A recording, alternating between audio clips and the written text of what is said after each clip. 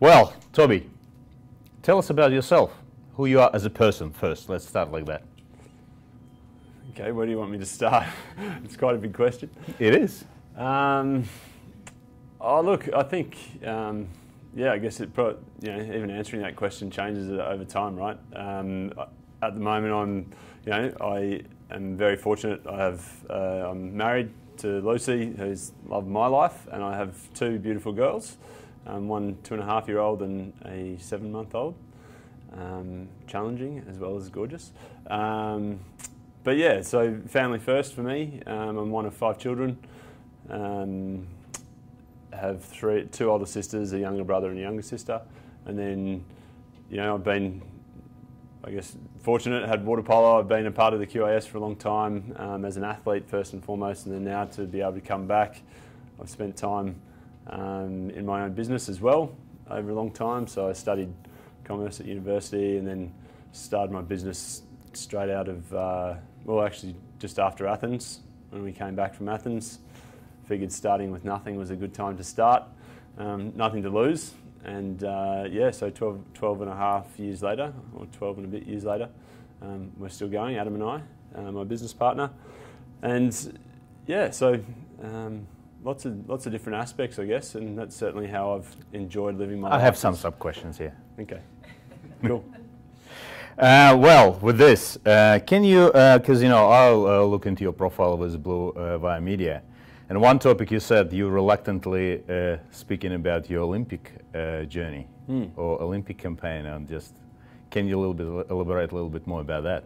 Yeah, why sure. so? Yeah, the Olympic journey has been interesting for me. I found is that obviously super proud to be an Olympian, but then to start sharing the lessons I've learned from that has actually, I reckon it took me nearly 10 years probably to actually start getting comfortable with sharing those lessons, and something looking back, doesn't necessarily seem like a great idea. I feel like it's been, because I jumped straight into the business sort of through water polo and played another world champs after Athens while the business was running. It just sort of felt like it was a distraction from what we were trying to accomplish as a business, and I didn't want that to be the focus. I wanted to make the business work on its own right. And so I guess I'd been reluctant. I'd certainly shared the Olympic stories in other contexts, but in my business context particularly, I hadn't shared a lot of that stuff, and certainly publicly. So, we'd built up a list of 20 or 30,000 email subscribers. So it took a bit of discomfort for me to get over that hurdle of actually sharing Olympic stories, but it's actually something I feel more and more that I want to spend more time reflecting on and sharing more of. With that, can you tell us a little bit more about yourself as an athlete and your journey as an athlete? Because certainly what I heard, and I know knowing you, your athlete career and your athlete experience gave you some head start, in your business, if I'm right. 100%. I mean, our first client was a referral from Lance Johnson, who you well know, who was my club water polo coach. So that was our very first client from a business side of things. But I guess as an athlete, I started off, I was a reasonable swimmer. I loved sport.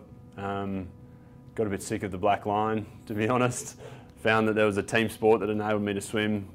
It was a ball sport, and my sisters had both played it and loved it, and so it just made sense when I got to high school to give it a shot, and yeah, fell in love with it really. And so followed that through. Did pretty well, but never really felt like I was the most talented in my age group or talented in the side, and so I sort of made second teams in the metropolitan competitions. So Met East 2 was my first rep team, and then was sort of disappointed about not making Queensland teams, but obviously that was actually quite logical. But that's sort of, I was so interested in engaged with the process that I felt like it was something that I wanted to persist with. And then I feel like the moment that tweaked for me was making the under-17 Australian team. I'd sort of made Queensland state sides and stuff by then, but that was really where Ishvan Gorgenyi, who turned out to be the Australian women's gold medal winning coach in Sydney, he said, I want you to come along on that tour, and I'd sort of outperformed at that camp really. I'd played better than I'd ever played, which was good timing, in front of the coach for the selection. And he said, would you be interested in going to the Institute as well? So that gave me a leg up that there's no doubt, in my mind anyway, I wouldn't have made it to an Olympic Games without that year at the Institute. But again, formative in terms of feeling very much the smallest fish in the biggest pond at that point for us. That was the national team, was all based in Canberra. Everyone was at the AIS and everyone was gearing up for Sydney Olympics. So it was probably one of the most competitive squads Australia had put together. So yeah, it was sort of right down to the bottom of the pecking order, and just busting, putting everything in that I could. And I guess there's quite a few stories from even just that year where on the first tour I was the only one left behind at the Institute. Can you speak more about that, please? Yeah. If you don't mind. Yeah, of course. So I was, as I say, I was one of probably 3 or 4 juniors at the Institute at the time, and the 3 of us were all centre forwards, so we were all sort of vying for the same position or in the junior team, and then equally the opportunity to get into the senior team. And then there was the national team squad as well, but they took 20 odd players away for a tour to America, and I was the one left behind. And that felt pretty awful, and to the extent that my parents called up and said, look, if it's a funding issue, I'm happy to contribute. And yeah, but to the coach's credit, to Don Cameron's credit, he said, no, it's a selection issue and he's not going. And in hindsight, I don't even know if I knew that my parents were going to. They'd told me afterwards, I think, thankfully, because I think I would have been mortified had they told me beforehand. But yeah, I then stayed on in the Canberran winter and didn't have anywhere near as much fun as the guys were over in the US. But all that sort of stuff for me became fuel for the fire for really wanting to keep pushing as well. And yeah, and then there was another camp actually later on in the year where we had the Serbs came out, and the Serbs were certainly one of the top teams, as they always have been, came out to Australia for a camp. And again, I came from university. I was doing a couple of subjects at uni at the time, so I came from university to show up to the first camp meeting. And again, I got there and everyone had shirts and togs and what have you.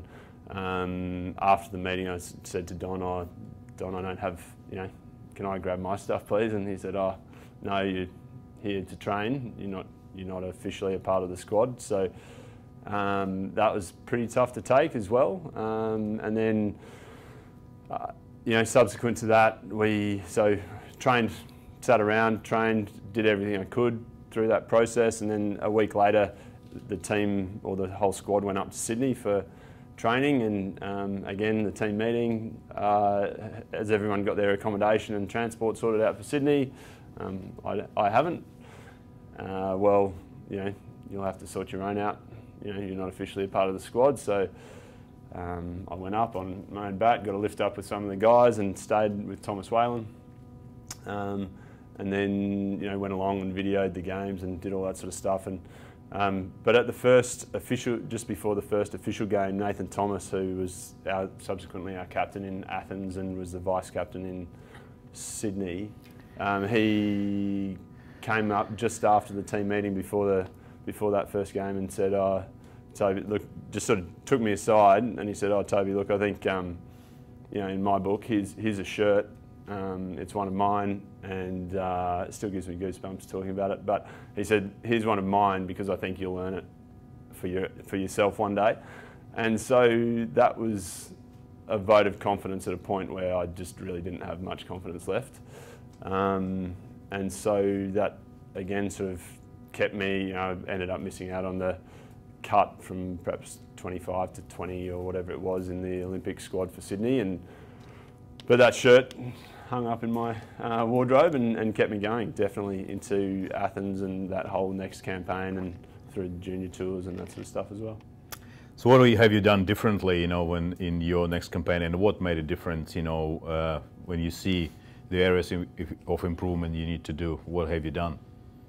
Yeah, so I think it was pretty ambitious.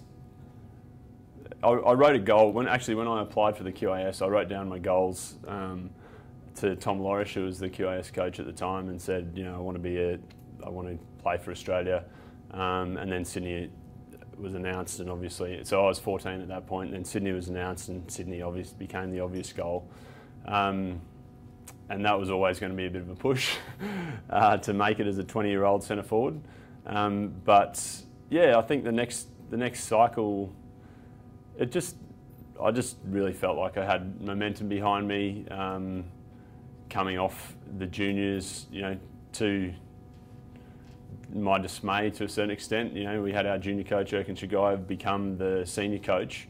But in a lot of ways that, you know, he was formative, absolutely, in terms of me becoming the player that I was, and actually, even to the extent of sort of the attrition of other players not wanting to play under him, gave me an opportunity that otherwise I may not have had as well. And he really invested a lot of time and effort and energy into me, and I equally put a lot of time and effort and energy in. But I certainly don't agree with his methodology and methods. But yeah, I mean, I just decided, actually another thing that Ishvan had said to me is, when you're training, when you go home to train, one of the challenges for any Australian player is to understand, you know, we don't have a European environment. So how do you know, when you're training, think of how, so the guy that I always thought of was Adam Steinmetz, who was the junior centre forward for Hungary, you know, sort of the benchmark centre forward, certainly in the world for my age. You had to wrestle with him later on. Yeah, I then wrestled with him a lot over my career. And then, yeah, and so think of them and what are they putting in, and how did I guess, tap into the frustration and that sort of stuff and draw all of that into, you know, just training harder and harder and harder, just going as hard as I possibly could. And can you speak about the concept, you know, when you need to bulk up or you need to get a little bit smarter with the shooting or the swimming, you know, can you speak a little bit about that? Yeah, for sure. So one of the things I guess I realised in hindsight, and that I feel like I've done across both business and water polo and school even, is that when I've had a specific question, I've gone and found the best person that I could possibly find to help me answer that. So the example that I gave or a couple of examples, one was, you know, I was a relatively skinny 18-year-old to want to be a centre forward, so I really needed to put on some weight, and the guy I knew who'd put on the most weight in the shortest amount of time was Chris Gavilio. So I said, Chris, make me big, you know, and so we worked together, and we were pretty early day. We were one of the first squads that he had in the QAS as well, so it was a real partnership with Chris. You know, going through, he was, you know, giving me his pumping iron, you know, VHSs, you know, videotapes and stuff, and he, you know, so it was a really interesting and deep process where he was just the guy who was going to help me get big. And then in other contexts, then, you know, Ray Mayers, who was played 400 games or something for Australia, came up from Sydney. He was a centre forward and centre back, and I, you know, grabbed him and said, Ray, what do I need to do about being a better centre forward? And he said, well, you need to, you know, so I started doing one-on-one training with him before my training sessions, and he gave me a shot put to carry around uni to strengthen up my forearm. So I was running around uni carrying a shot put. You know, it was sort of, don't drop it on your foot. Yeah, exactly. But in some ways, in hindsight, it seems a bit mad, really. To carry a shot put around your bag around uni and wander around is a bit antisocial, potentially. But yeah, but I mean, and I, again, you know, in business and in other contexts as well, in school, I remember, you know, grabbing my physics teacher and saying, you know, can you tutor me once a week for half an hour before school? And so I'd go from training, and the time I spent with these, you know, those three examples, just like, you talk about time management is irrelevant when you're accelerating your progress by decades, in what is my opinion. So just the efficacy of that to me is that there's just no, you know, finding the right person with a really specific question who can really help you get to a result. And knowing you, you're not the person who's going to hide. You're going to go and ask them that question. Yeah, that's true. And I feel like asking for help has been one of the things that I've done, again in hindsight, reasonably well, and has been a consistent pattern of taking me from, good performance, but definitely taking me, to the degree that I wanted to get to, for sure. Can you, well, I'm not sure if everyone knows, but Toby is also a co-author of the one best-selling books. So can you talk about your book? Yeah, sure. So the book was, again, a bit of it was just a bucket list item, I guess, to write a book, and for me and my business partner, Adam. And so we'd been pumping, writing blogs and writing content for a long time. We were pumping it out on our email newsletter and all that sort of stuff, and happened to have one of the, certainly our aspirational publisher was to be published by Wiley, and so somehow they managed to get onto our email list, and so they approached us and said, would you guys like to write a book?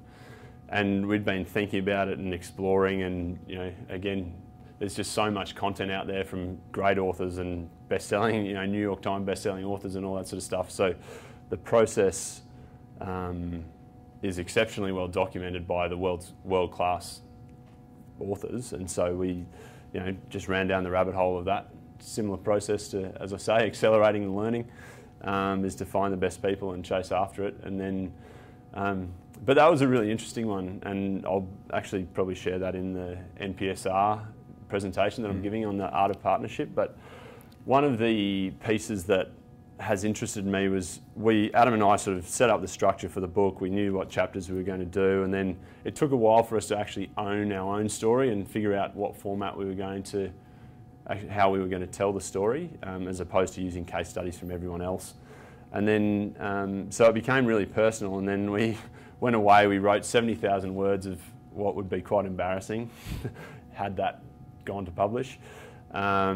We had an editor that the publisher provided, and that was just a lifesaver. So I changed it from 70,000 words of just really scatterbrained stuff, clearly with some good stuff in there too, but to maybe 40, 50,000, really tightened it up. And then Ads and I, along with our mothers, so thanks to our mums, sat down, Ads and I sat down over a 3-week period and went through every single sentence, and we debated every sentence, and it was a brutal process. But one of the things I realised, and there were times where, we were up at, it got to 10 o'clock at night, and Ads and I, and the New Year's Eve fireworks were going off, and we were like, oh, that's true, okay. I'm glad you're listening. A debrief, not a witness statement. So yeah, and so we'd sort of get to these points, and the frustration and tension in the partnership. And he and I have been friends from primary school, high school, university, and then now 12 and a bit years of business together. But the tension at that time to actually survive a partnership, to survive writing a book, is actually, I think, sort of one of the best achievements from the book, really. It's very interesting. But the output of that and that tension, I think, made just the result so much better than it could have been had either one of us written it in our own way. It's very interesting because it's called a web market that works, but it's a kind of subtitle. It's Concession from Marketing Trenches. Yeah, Confessions from the Marketing Trenches, and that's what it felt like. It explains. Because we really went through and unpacked all the mistakes we'd made and the lessons we'd learned, as opposed to using, I guess, clients or case studies from research and that sort of stuff. We unpacked our own journey, really, of going from, absolutely zero knowledge to 10 years of the trade, and then and we just found that it was a really personal story. It was something that became much better to tell than it just felt like it was actually our story, as opposed to a conglomeration of other bits and pieces. So yeah, it was good. So I felt like confessing all the stuff that we'd done poorly, so then everyone else could benefit from But that. definitely make personal, you know, so that's you can own it. So that's great. That's very interesting. And clearly, you know, through your journey as an athlete, as a person, you know, been growing up, so all this, you know, lessons you learn as an athlete, and you know, with little lessons from there, you took it with you to the business, and it did help you. Absolutely, yeah, yeah. I mean, one of the first things we did when we went into business was identify mentors. You know, again, within the water polo community was where they started, who knew what we wanted to know or who had accomplished what we wanted to accomplish in business, and said, would you guys be prepared to have a coffee?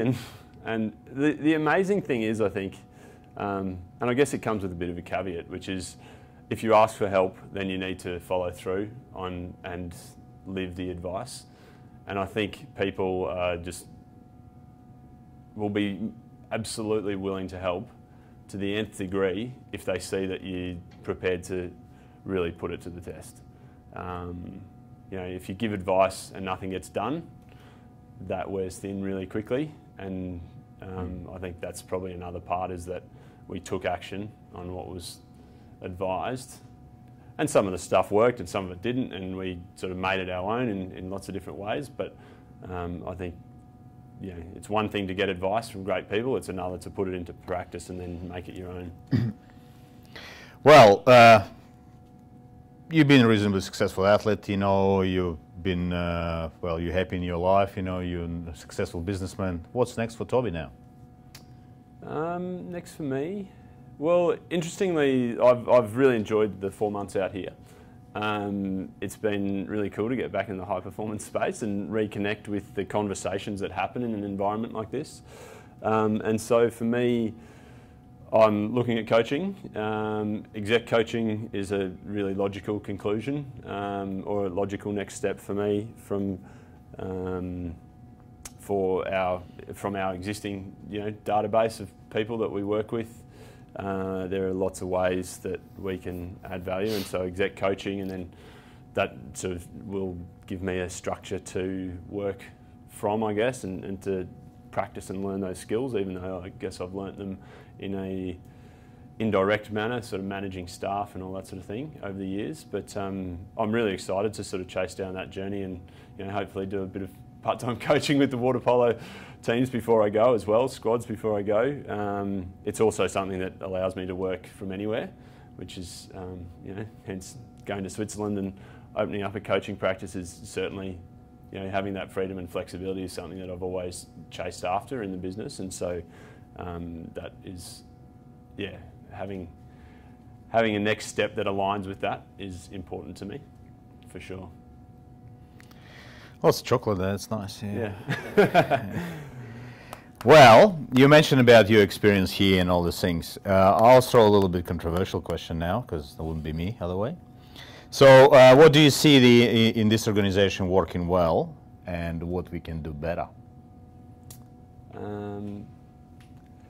So to me, I mean, I guess to me, part of what I think we can do better is why I started the Q&A in the first place, which is I think there's just so much great talent, knowledge, experience that sits in heads and hard drives and everything else. So that part has been really, to me, been an exciting process, working with Mel on the digital stuff and, you know, talking with everyone really around how we can sort of accomplish that. And to me, an organisation is, you know, previously there was an in the old world or pre-digital world, certainly the organisation was, you know, this beast that you sort of didn't get past really. You were dealing with an organisation and then the people who were inside it. To me, what the whole digitisation of the world has done is actually open it up. So it's the people inside that, you know, it's a collection, you know, it's the collection and the collective of those people that, you know, never before has there been an opportunity for all of those people to have a voice and share their expertise. And I'm a massive believer in everyone having expertise and real strengths that, you know, you combine those strengths, then you have the opportunity to massively amplify results. And so, you know, that's why the stuff that we've been talking about, you know, how do we pull people together? How do we share what the QAS knows? And to me, you know, that's in progress, so that's in train. And I'll be super excited to watch that develop. And then really making sure that the athlete is sort of first and foremost, and how we bring them into sort of living that piece in a way. I think I think we all make a real effort to put the athlete first, but I think there's always more that can be done in that space.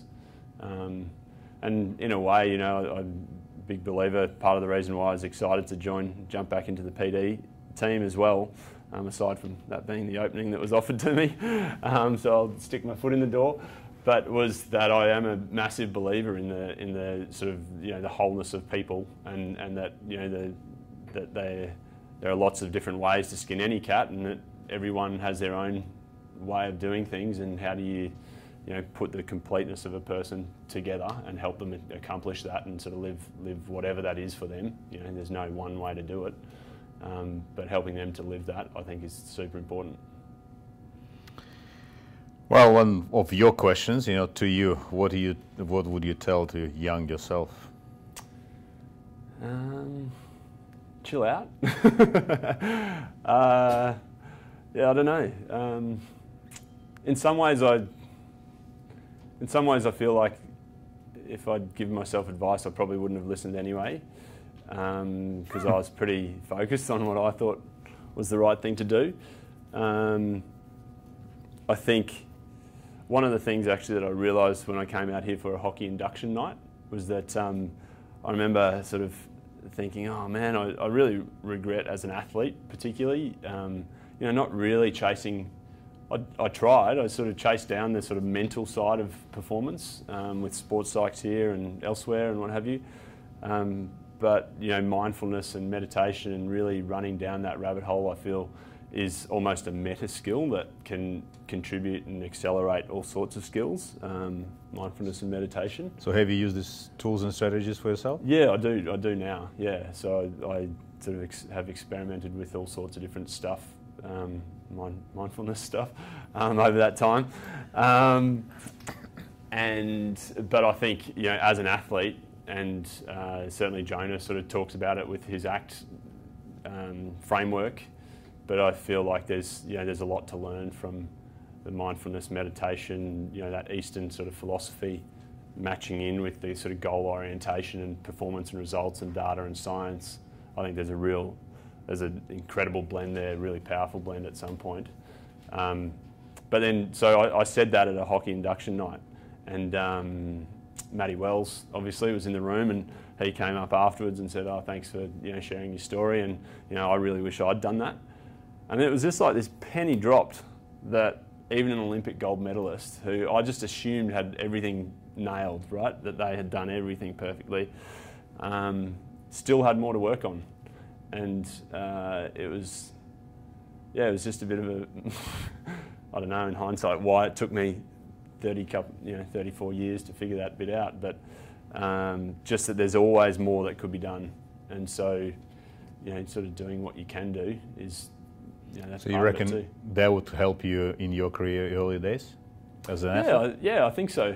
And understanding the learning process. So then, because to me, it's about, and I feel fortunate to have found Chris and Ray and these other people who helped me, and Benny Lees, and Erkin, they all help with the learning process. But to me, there are ways that you can actually accelerate. I guess there's been a lot more work done around how you learn as well, and so any understanding of learning, the better you can become as a learner, the faster you'll progress, really, in any sphere, and definitely sport being one of those, for sure.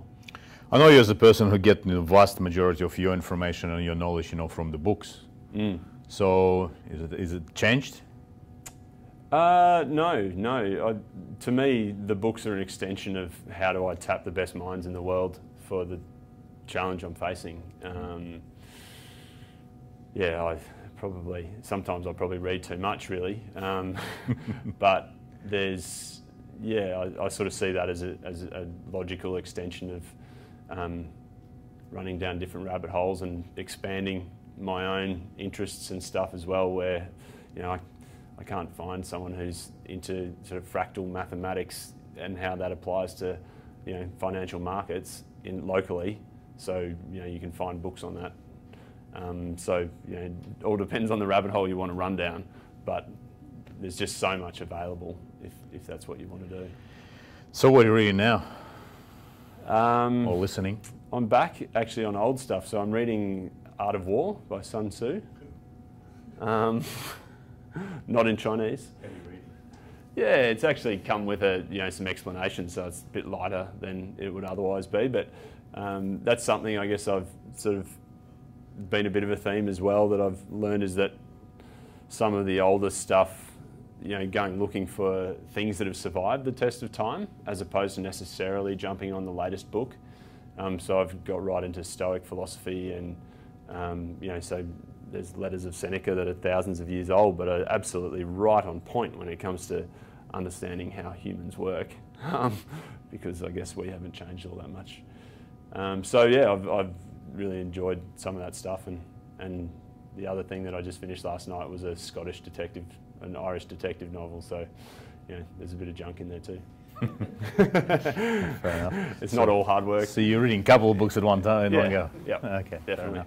Well, that's pretty much it from me. So I guess floor is yours, ladies and gentlemen. I'm sure it has. I think, you know, Mum was the one who, Mum's house is full of books. She's the one who really instilled the love of books in all of us, all 5 kids. Her philosophy was that if you don't like reading, you just haven't found the right book yet. And I often say to friends that she's a better recommendation engine than Amazon, because she's got a real knack for being, particularly in fiction, which is so hard to pick for other people. She's astonishingly good at that. So yeah, I think, you know, Mum always was like, you know, boredom's your own problem, it's not mine. So get outside, you figure that out. Boredom was probably about the worst word. I'm bored was about the worst thing you could say in our house. So go get them. She really encouraged us into board games and all that sort of stuff too. But I think, yeah, the learning piece, I've just sort of, I don't know, it's always just interested me how other people function. Is that something you brought into the household now with your own kids? Yeah, certainly try to.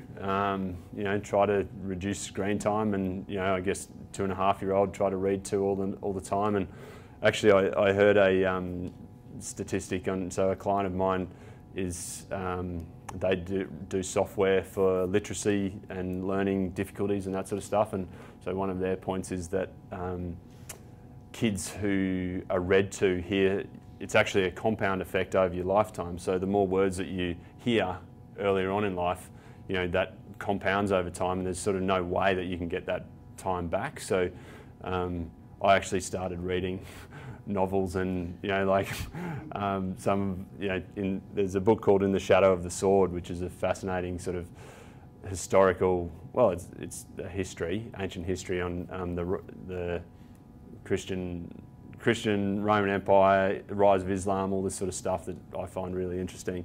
And they, and so I was reading that to Bea when she was 3 months old. So I don't know, I try, but equally, you know. Did you go to sleep? Did she? Yeah, not quite. It didn't work either. Yeah, so I mean, I will certainly try and keep pushing down that line. And I guess there's some real science coming out around how, you know, how screens and devices and the programs we use on them can influence learning in a super positive way. You know, completely rewire brains and all that sort of stuff in a really positive sense, but also at the other end of the spectrum, that same mechanism can be used to sort of reduce attention times and reduce focus and all that sort of stuff too. So as with any technology, it's a two-edged sword. Yeah. So we had 5 business ideas. We sat around, brainstormed. There were 4 of us initially. We had 5 business ideas, one of which was a bungee trampoline at South Bank that someone else has subsequently done. But basically, it was the one that cost the least. So we could start selling. So this guy Gary, who committed, the first guy who handed over a check. So we didn't, I don't even know if we had a website at that point. One of the guys, so the third partner initially, he could build websites, so he built us our first, Blue Wire Media website, and then and we had nothing else. We had no portfolio, and Gary he was a garage door installer, and he just, we pitched him this website for $1,200, and he was like, "Yep, go get it done. Here's the check," and we sort of couldn't believe it, the 20% deposit. So you chose this, right? Yeah, zero entry. And so did you have a vision then, because it was so cheap, how it was all going to, what you were looking for, what you were after, or was it just, let's get into it and see how it goes? Is that how it works? Yeah, so Ads and I both had, and Tom was actually working at the time, so the third partner, and he subsequently dropped out because his father became really sick, so he dropped out after a couple of months. But Adam and I both had job opportunities, me in finance, him in pharmaceutical, and we just said, oh, well, business has got to be a skill like any other. What can we afford? Zero was the dollar figure. Yeah. And so we wrote up a business plan. We actually got some funding from the government, so the New Enterprise Initiative Scheme, which is still going, which basically gives you, youth allowance payments, but you don't have to do all the job search component of it. So you pitch the idea to a panel. So we wrote up a business plan, pitched the idea to the panel, and actually we were able to take that first check-in with us when we pitched the idea, and they were like, wow, okay, well, you've actually made a sale. That's probably better than most of the pitches they get. And so they signed off, and so we had the year of runway of living on youth allowance while we sort of built up the business. Did you keep your business plan? No, it was thrown out after 3 weeks. So we started off wanting to take templates and rebuild templates for people and basically just charge a fee to do that. Then we realised what we were producing wasn't of a quality that we were super proud of, and so we started doing custom builds and figuring out how. And so neither Adam or I can code a website. Fortunately, the tech has caught up with us, and so we can actually, you can build a website being non-technical. But at the time, we had mates of ours who were in graphic design, and they came on spec. Mate, you give us a mock-up so we can go and sell this, and then we'll give you the business, and then we'll find a contractor to develop the website. And so it was all done on, so there wasn't really a vision. If anything, the business plan probably said, oh, we'll have this nailed in 12 to 18 months, be kicking back in Bali, doing not much. Figuring out how to spend our money. Do you find in your research that's common? Not sure. How you've gone about it? Or? Was it just good timing at the time when you went into business that everything in this space was kicking off? Like, do you think that was good timing? Yeah, like I remember saying, I don't think this web thing's going to go away. Press you a little bit. Just, if you need a futurist, just ask. I don't think this web thing's going to go away, and there are so many poor websites out there that we could always just go finding bad websites and hit them up. Yeah, if we run out of ways to actually find new clients. So no, there wasn't really a vision. It was actually more about both Adam and I. Adam was really interested in the marketing of a business, but didn't actually really appreciate the marketing value of digital at that point. Neither of us did. And then, and we both were really interested in the skills of building a team, running a business. Figured those were transferable, and could either go and do an MBA or just get started and run our own and see how we went. And also, again, from the privileged position of having no dependents, nothing to lose, both of us working from home. We were out on the back deck. I remember having a conversation with a prospect. Is that a bird I can hear in the background? Oh yeah, just out and about. But I mean, there's sort of, there wasn't much vision other than to learn the skills. And then that sort of came later after we sort of established where we wanted to be and started to get a feel for actually where we could be even. What's the key to choosing the right partner, business partner? Great question. I think Ads and I had a real, so when we started, we had warnings from our mentors to say, look, be really careful about going into partnership with a friend, because friendships often get broken by business. And so there are a couple of things that, a couple of really important pieces of advice. One idea we had was, well, you know, if I'm going to do this, then I'd rather do it with a friend than with someone who I don't know and don't trust. And I'd known Adam since I was 6, so you know, I've now been friends for 31 years or something, and so we said, right, friendship comes first, and we're going to need to figure out how we deal with issues as they arise.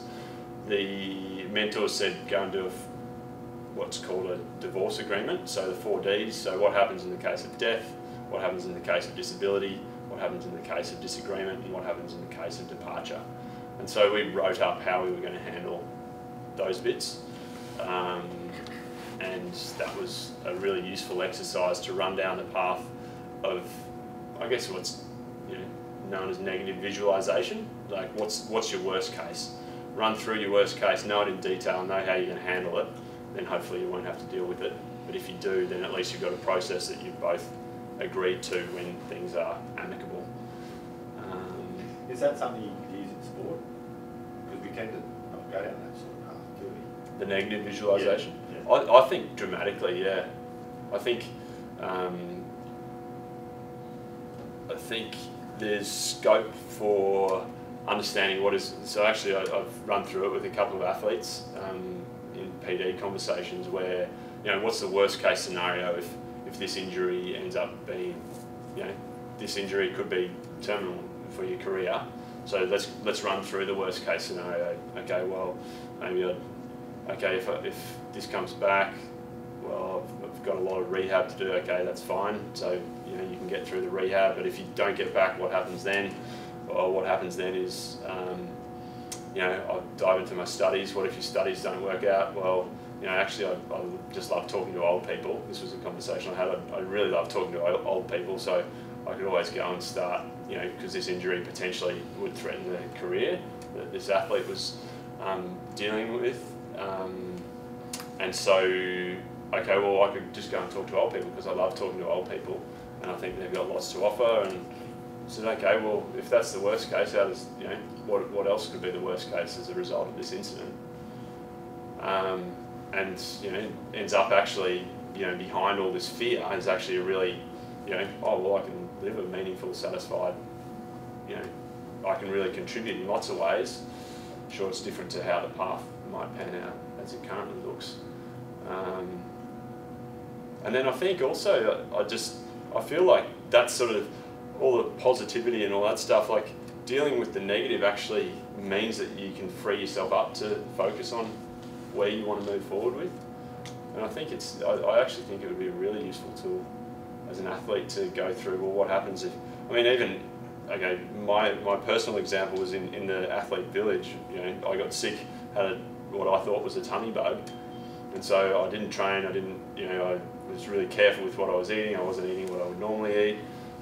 What I subsequently realised was the day after the closing ceremony, it stopped. It was pure nerves. And if we had gone through a process of what happens if you get sick, what happens if you get stressed, what does all that stuff look like, I would have been like, okay, well, I'm just feeling sick in the tummy, and I've got diarrhea, but I can still train, eat normally, drink lots of water, and that's just a part of being stressed. And so you sort of flip the negative onto just a manageable circumstance.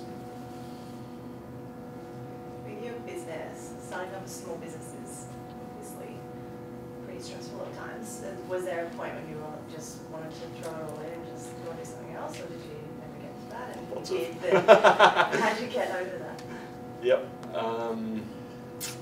So we had, there were lots of times where it became really stressful. And again, the answer for us was to go and ask someone who'd done it all before and get the answer. There was one point where we were under the pump from a telco who was going to charge us 30 grand for excess data usage. We had, and then we had a $20,000 tax bill come in, and that was a deal breaker. I mean, complete, potentially 50 grand in cash that had to go out was a complete deal breaker. I was like, oh man, maybe this is tap out time.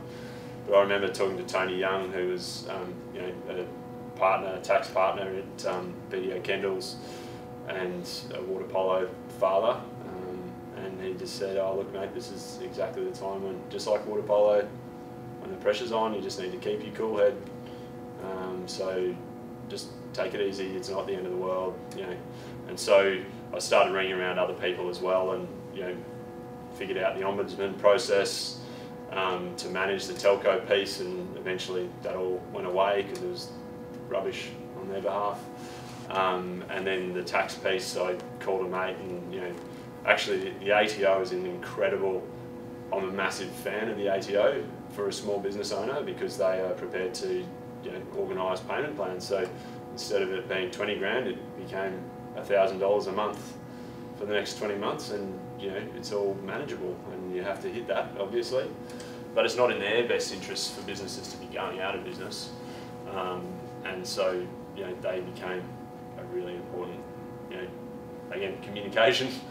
You know, who can I find that's going to help me solve this problem? And I spoke to a bunch of other business owners, and a mate of mine finally said, oh mate, just call them and they'll help you sort it out. And all the stress, you know, dealt with because someone had already been there and done that. So that's definitely what I found. There's someone, typically someone who you respect and admire has done what you want to do. So just a matter of tracking those people down. Certainly a coup for us to have been able to have you with us. So you made our organisation better because of your presence. So thank you for that. Thanks, Ben. That's been great.